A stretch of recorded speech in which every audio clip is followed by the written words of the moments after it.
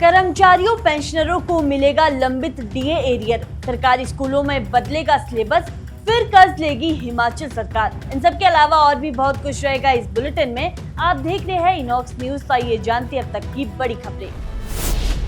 हिमाचल विधानसभा के मॉनसून सत्र का शेड्यूल जारी हो गया है। राज्यपाल कविंद्र गुप्ता की अधिसूचना के अनुसार 21 अगस्त सुबह 11 बजे से सत्र शुरू होगा।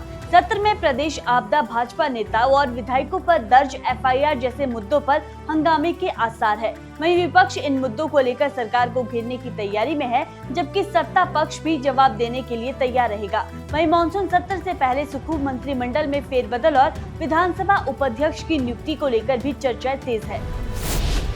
शिमला के एसपी के सरकारी आवास साउथवुड की मरम्मत पर खर्च को लेकर पुलिस विभाग में हलचल तेज हो गई है।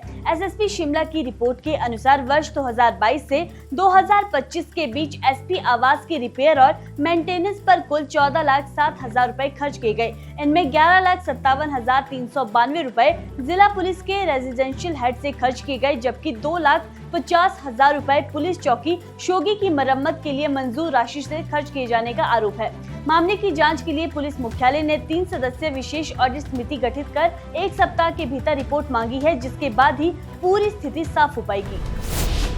हिमाचल के सरकारी कर्मचारियों और पेंशनरों के लंबित 15% महंगाई भत्ते और एरियर मामले में हाईकोर्ट ने राज्य सरकार को अहम निर्देश दिए हैं। कोर्ट ने कर्मचारियों को 4 सप्ताह के भीतर अपना औपचारिक प्रारूप देने और सरकार को उस पर 12 सप्ताह के भीतर फैसला लेने को कहा है। ये याचिका 281 कर्मचारियों की ओर से दायर की गई थी। वहीं कर्मचारियों का कहना था कि जुलाई 2023 से जनवरी 2026 तक घोषित 15% डीए और उससे जुड़ा एरियर अब तक जारी नहीं किया गया। फिलहाल हाईकोर्ट ने मामले के मेरिट पर कोई टिप्पणी किए बिना याचिकाओं का निपटारा कर दिया है।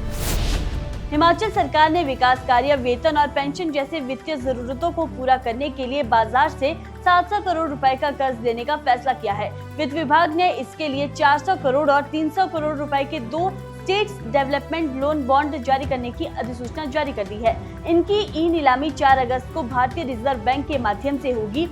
इस नए कर्ज के साथ चालू वित्त वर्ष में राज्य सरकार का कुल उधार 3500 करोड़ रुपए पहुंच जाएगा। वहीं प्रदेश पर कुल देनदारी बढ़कर करीब 1,10,000 करोड़ रुपए होने का अनुमान जताया जा रहा है।